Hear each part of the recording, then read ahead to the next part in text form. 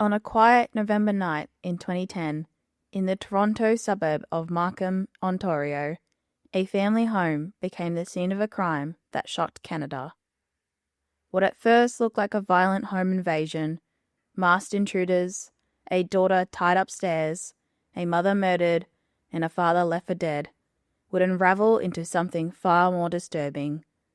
At the centre of it all was not just a stranger, but the family's own daughter, Jennifer Pan. This is not just a story about a crime. It's a story about deception, about how years of lies, hidden relationships, and mounting pressure spiraled into a carefully staged act of violence. It's about betrayal at the deepest level, a daughter plotting against the very people who had sacrificed everything for her. In this episode, we'll trace the Pan's family journey from their beginnings as hardworking immigrants through Jennifer's double life to the night of November 8th, 2010, and the investigation and trial that followed. We'll hear how the truth came to light and how one's father's survival exposed the lies that nearly destroyed his family. This is the case of Jennifer Pan.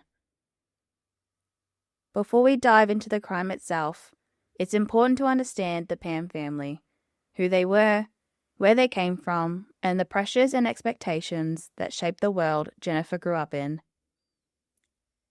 Han and Bich Pan were Vietnamese immigrants who fled their homeland during the aftermath of the Vietnam War. Like many immigrants, they endured hardship and uncertainty before eventually resettling in Canada. They arrived in Scarborough, Ontario in the late 1970s, determined to build a better life. Han found steady work as a tool and die maker at a car parts manufacturer, while Bich worked in the same industry. They were not wealthy, but they were diligent, frugal, and focused on creating opportunities for their children that they themselves had been denied. By the 1980s, the couple had saved enough to purchase a modest but comfortable home in Markham, a suburb northeast of Toronto. Markham was, and still is, known for its large immigration population, particularly East and Southeast Asian families. The Pans fit into this community, raising their two children, Felix, the younger son, and Jennifer, the eldest daughter, with a strong emphasis on discipline, education, and achievement. Han and Bich embodied what has often been described as the immigrant dream. They believed that through hard work and sacrifice, their children could rise into the middle class and beyond. But this dream came with strict expectations. This style of parenting, sometimes labeled as tiger parenting, was not unique to the Pans, but in Jennifer's case, it created a double life. Outwardly, she was the obedient daughter. Inwardly, she was struggling to meet expectations she could not fulfill. Jennifer Pan was born in 1986, the eldest child of Han and Bich Pan. Friends and teachers described her as polite, soft-spoken, and eager to please. She wasn't rebellious in the traditional sense. She didn't drink, smoke, or party, but she carried a deep fear of disappointing her parents. From a young age, Jennifer was immersed in structured activities: piano lessons, figure skating, and academic tutoring. She was disciplined and hardworking, but not naturally gifted in the way her parents believed. This gap between expectation and reality became the defining tension of her life. Jennifer's personality leaned toward conflict avoidance. Instead of confronting her parents with the truth about her struggles, she learned to mask, to perform, and eventually to fabricate. Those who knew her later would describe her as sweet, but also secretive, someone who lived in two worlds. Jennifer's academic life was never as flawless as her parents believed. In elementary school, she managed to keep up, but by high school, she was falling behind, especially in math and science, the very subjects her parents prized most. Rather than admit the truth, Jennifer began forging her report cards, carefully altering C's into A's before handing them over at home. When she failed calculus in her final year and couldn't graduate, she told her parents she'd been accepted to Ryerson University anyway. From there, the lies snowballed. She fabricated acceptance letters, forged transcripts, and even convinced her parents she was transferring to the University of Toronto to study pharmacology. To maintain the illusion, she bought textbooks, created fake schedules, and claimed she was volunteering at a hospital when she was actually working part-time or spending time with her boyfriend. What began as small deceptions to avoid shame became an elaborate double life, one that demanded constant vigilance and pushed Jennifer further into secrecy. Jennifer's double life wasn't limited to academics. All through high school, she was secretly dating Daniel Wong, a classmate who offered her affection and freedom she couldn't find at home. To Jennifer, Daniel was easygoing, fun, and accepting, the opposite of the rigid expectations she lived under with her parents. But to Han and Bick, he was unsuitable. Daniel worked at a Boston pizza restaurant, had a reputation for petty crime, and didn't fit the image of the ambitious, professional partner they envisioned for their daughter. When they eventually discovered the relationship, they forbade her from seeing him. Still, Jennifer continued to meet Daniel in secret, telling her parents she was studying late or volunteering when she was really with him.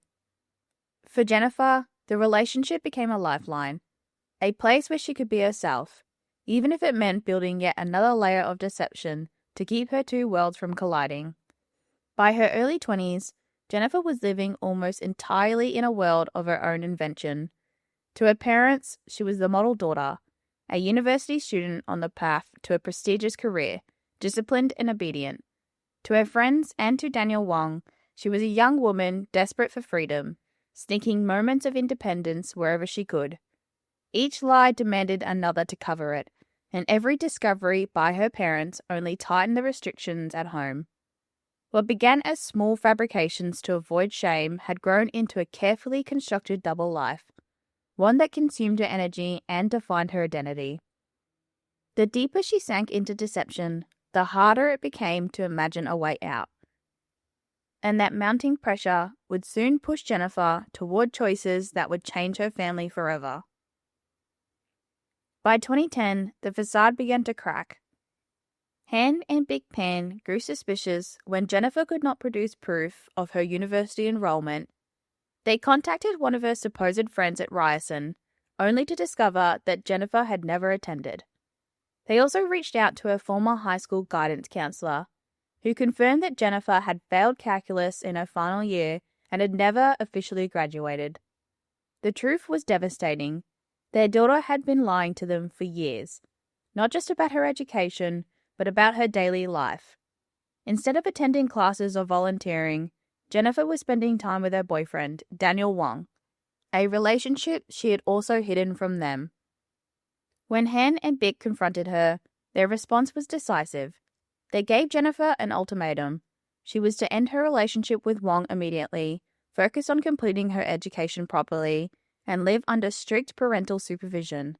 They banned her from seeing Wong, confiscated her phone at night, and monitored her movements closely. Han in particular imposed a rigid schedule. Jennifer was allowed to attend piano lessons and work at her part-time job, but little else. The parents believed they were setting boundaries to help their daughter rebuild her life. But to Jennifer, the ultimatum felt like a prison sentence. She was cut off from Wong, stripped of her independence, and forced to live under constant scrutiny. It was in this climate of exposure and control that her desperation deepened, and the seeds of the murder plot began to take root. Instead of facing the truth, she began to plot her parents' death. This was not a crime of sudden passion or impulse. It was deliberate, calculated, and chilling in its coldness. Jennifer reached out to Wong, who in turn connected her with acquaintances willing to carry out the attack. These were not professional killers, but petty criminals willing to trade violence for cash. The arrangement was straightforward. For $10,000, they would kill Han and Big Pan. Jennifer would inherit her parents' estate, gain freedom from their control, and continue her relationship with Wong without interference. To disguise her role, the murder would be staged as a home invasion. Jennifer would appear to be a victim herself, tied up and helpless, while the intruders carried out the killings. This plan required weeks of coordination. Phone records later revealed dozens of calls and text messages between Jennifer, Wong, and the hired men. She provided details of the family home, the layout, and the best time to strike. She even left the front door unlocked on the night of the attack, ensuring the killers could enter without resistance. The day of November 8th, 2010, began in the Penn household like so many others. Han Penn rose early, as he always did, and drove to his job at Magna International, an auto parts manufacturer where he'd worked for years. He was known as a diligent, reliable employee, the kind of man who rarely missed a shift and carried the weight of his family's future on his shoulders. His wife, Bich, equally hardworking, spent her day at her own job before returning home in the evening. Jennifer spent the day at home. Outwardly, she appeared obedient, tucked away in her room as though she was studying or preparing for the next stage of a supposed university career. But in reality, she was engaged in something far darker. Beneath the surface, the night had been carefully scripted. Throughout the day, Jennifer was in near constant communication with her boyfriend, Daniel Wong, and the men recruited to carry out the attack. Phone records later presented in court showed a flurry of text messages and calls confirming the timing and final details. She had already provided them with the layout of the house, the routines of her parents, and instructions on how to make the crime look like a robbery. At approximately 9 p.m., Jennifer performed the act that would set everything in motion. She crept downstairs and quietly unlocked the front door, leaving it slightly ajar. This was the linchpin of the entire plan. There would be no signs of forced entry, no broken locks or shattered windows. The intruders would walk in as if invited, and suspicion would be deflected toward faceless criminals. Around 10 p.m., 3 masked men entered the Pan home. They were armed, aggressive, and loud, shouting demands as they stormed inside. Han and Bich were startled from their evening routine and forced at gunpoint into the living room. The intruders barked orders, demanding money and valuables, creating the illusion of a robbery. Cash was taken from wallets, drawers were pulled open, and the house was superficially ransacked. Jennifer, meanwhile, played her role. She was escorted upstairs, away from her parents, and tied to the banister with a shoelace, but the bindings were deliberately loose. Her hands were positioned in such a way that she could still reach her phone, hidden in the waistband of her pants. This was no accident. It was part of the plan.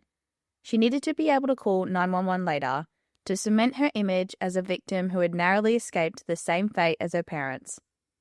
From her position upstairs, Jennifer could hear the chaos below.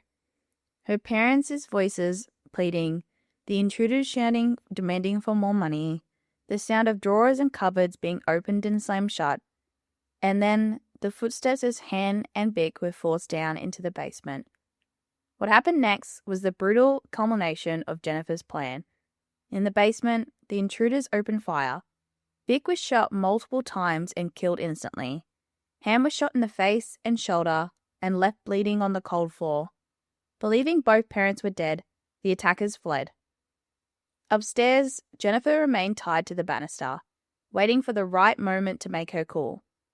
At 10:41 p.m., Jennifer Pan dialed 911 from her cell phone.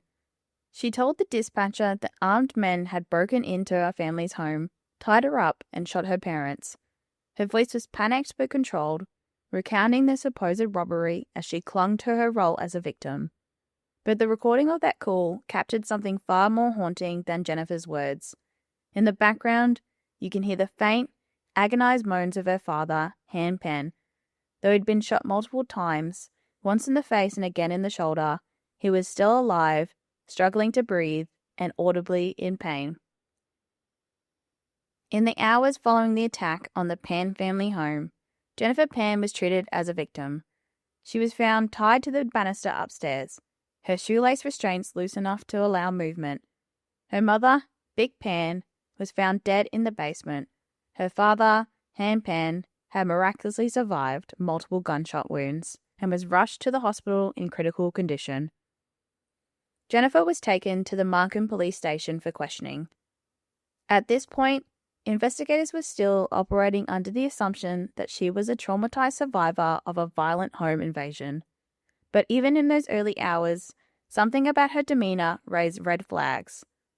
Detective Bill Goetz, one of the lead investigators on the case, later described Jennifer's behavior as, quote, oddly calm.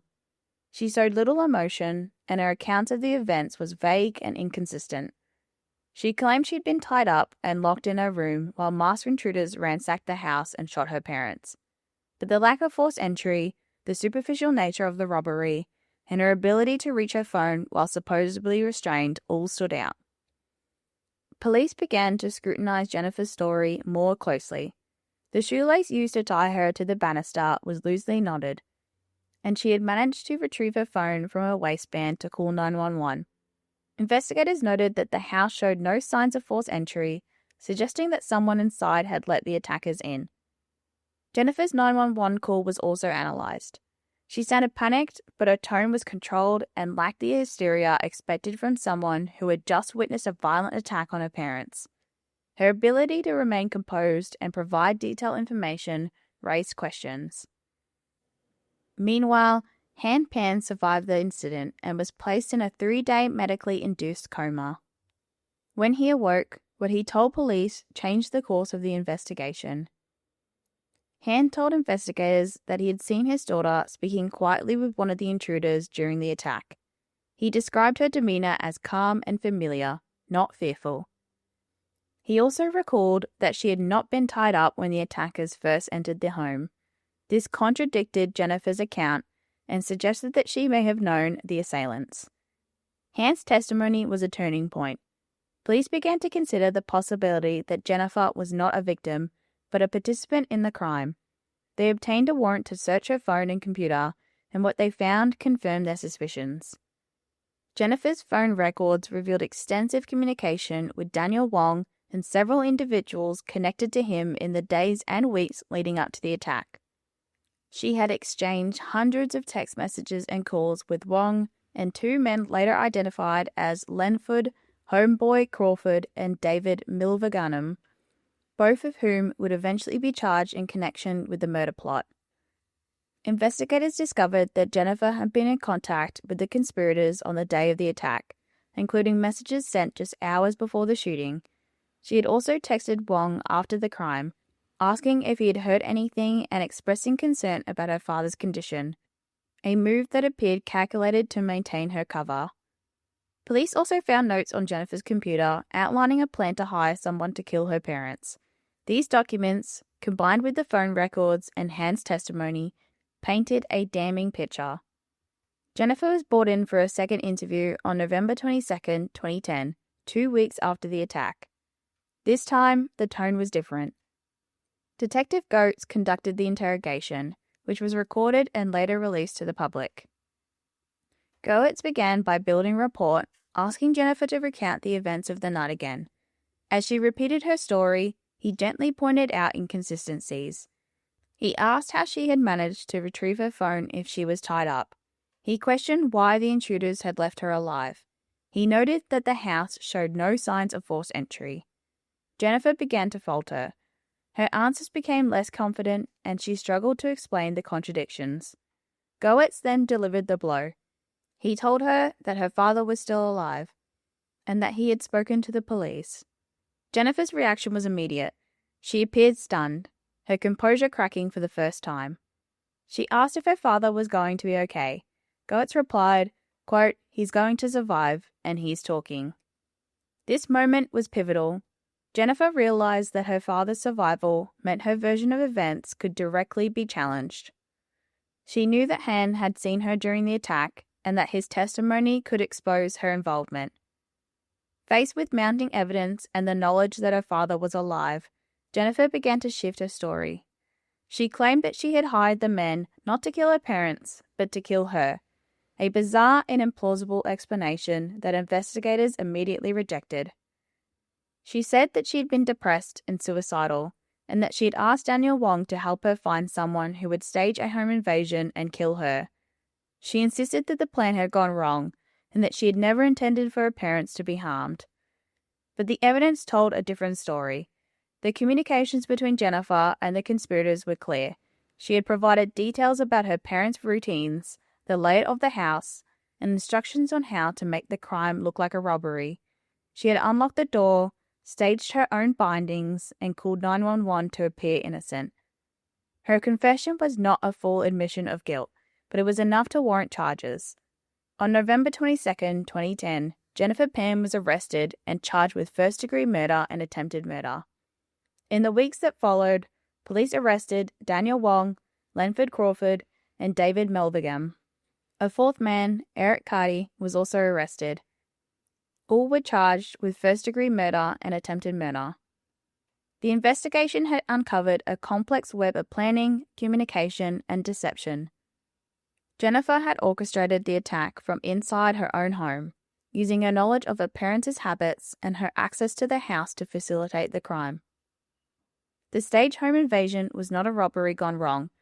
It was a murder-for-hire plot designed to eliminate her parents and free herself from their control. News of Jennifer's arrest shocked the community. The Pan family had been seen as a quiet, hard-working, and respectable family. The idea that their daughter had plotted their murder was almost incomprehensible. Media coverage intensified, with outlets across Canada reporting on the case. The details, forged report cards, fake university transcripts, secret relationships, and a staged crime scene captivated the public and raised questions about the pressures faced by children in high-expectation households. But the facts remain clear. Jennifer Pan had orchestrated a plan to kill her parents, and she had carried it out with chilling precision. The trial of Jennifer Pan and her co-accused began in Toronto in March 2014 and lasted nearly 10 months, one of the longest in Ontario's history. The investigation revealed that Jennifer had not acted alone. At trial, the Crown laid out how her boyfriend, Daniel Wong, became her partner in planning. He was the one who connected Jennifer to people in her social circle who were willing to carry out violence for money. Through Wong, she was introduced to Leonard Crawford, who acted as the middleman, arranging the logistics and bringing others into the plot. One of those men was David Milvigan, identified in court as the gunman who fired the fatal shots. On the night of November 8, 2010, Crawford and Milvigan entered the Pan home with another accomplice, masked and armed. They forced Han and Bich into the living room, demanded money to stage the appearance of a robbery, and then led them to the basement. There, Milvigan opened fire, killing Bich instantly and leaving Han gravely wounded but alive. A fourth man, Eric Carty, was also tied to the conspiracy. Though not inside the house at the moment of the shootings, evidence showed he was involved in the planning. He was tried separately due to his lawyer's health issues and ultimately pleaded guilty to conspiracy to commit murder and manslaughter. At the 2014 trial, the Crown presented phone records, text messages, and surveillance evidence that mapped out this web of communication. Jurors saw how Jennifer coordinated with Wong, how Crawford acted as the go-between, and how Milvigan carried out the shooting itself. Han Pan's survival and testimony added a devastating weight. He recalled seeing his daughter speaking softly with one of the intruders and walking around freely during the attack, undermining her claim of being an innocent victim. The jury deliberated for 9 days before returning guilty verdicts. Jennifer Pan, Daniel Wong, Lenford Crawford, and David Milvigan were all convicted of first-degree murder and attempted murder. Justice Carrie Boswell sentenced each of them to life imprisonment with no chance of parole for 25 years, calling the crime, quote, planned and deliberate acts carried out in cold blood, and emphasizing that, quote, the breach of trust involved in a daughter arranging the murder of her parents is one of most profound nature. Eric Carty, convicted separately, received an 18-year sentence, but died in prison in 2018. Han Pan's testimony was devastating. He described waking up in the hospital, learning his wife was dead, and realizing his daughter had been complicit. He told the court, quote, when I lost my wife, I lost my daughter at the same time. I don't feel like I have a family anymore. Years later, in 2023, the Ontario Court of Appeal overturned the first-degree murder convictions, ruling that the jury should have been allowed to consider lesser charges. The Supreme Court of Canada upheld that decision in 2025, ordering new trials for Pan, Wong, Crawford, and Milvigan. However, the attempted murder convictions were upheld. The aftermath of the crime was devastating for the Pan family. Pan, who had survived multiple gunshot wounds, faced a long and painful recovery. He was left with permanent injuries. A bullet had shattered his face, leaving him with lasting physical impairments, chronic pain, and difficulty walking. Beyond the physical scars, the emotional toll was immeasurable. He described the crushing grief of losing Bich, the woman he had built his life with, and the betrayal of realizing that his own daughter had orchestrated the attack. Han cut off all contact with Jennifer after her arrest. He made it clear that she was no longer part of his life, and he has never visited her in prison. Han Pan was also granted a lifetime no-contact order against his daughter. Felix Pan, Jennifer's younger brother, also spoke of the trauma. He had been away at university at the time of the murder, but the crime destroyed his sense of security and family. He described feeling as though he had lost both parents and a sister in one night. The Markham community, home to many immigrant families like the Pans, was shaken by the case. The Pans had been seen as a model family. The revelation that their daughter had plotted their murder was almost incomprehensible. The case sparked widespread media coverage, not only in Canada but internationally. It became a subject of documentaries, podcasts, and true crime reporting, including Netflix's 2024 documentary, What Jennifer Did. The story resonated because it combined themes of parental expectation, deception, and betrayal, but at its core, it was about the violent destruction of a family. When we look back on the story of Jennifer Pan, it's tempting to focus on the sensational details. The forged report cards, the double life, the staged home invasion. But at its core, it is about the destruction of a family. A mother murdered in her own home, a father left permanently scarred, and a son who lost both parents and a sister in one night. Bich Pan's life was stolen in an act of calculated violence. She was a woman who had fled war, rebuilt her life in a new country, and worked tirelessly to provide for her children. Her death was not the result of chance or circumstance, but of a deliberate plan orchestrated by the very daughter she had sacrificed her life for. Han Pan survived, but that survival came at a terrible cost. He carries the physical scars of that night, but also the deeper wound of betrayal. As stated earlier, in his own words, quote, "When I lost my wife, I lost my daughter at the same time. I don't feel like I have a family anymore." That statement captures the true legacy of this crime. Not just the violence, but the erasure of trust, love, and belonging. Jennifer Pan's actions remind us that lies, when left unchecked, can spiral into devastation. What began as small deceptions to avoid shame grew into an elaborate double life, and ultimately into murder. Her story is not one of victimhood, but of choice. Choices that destroyed the very people who had given her everything.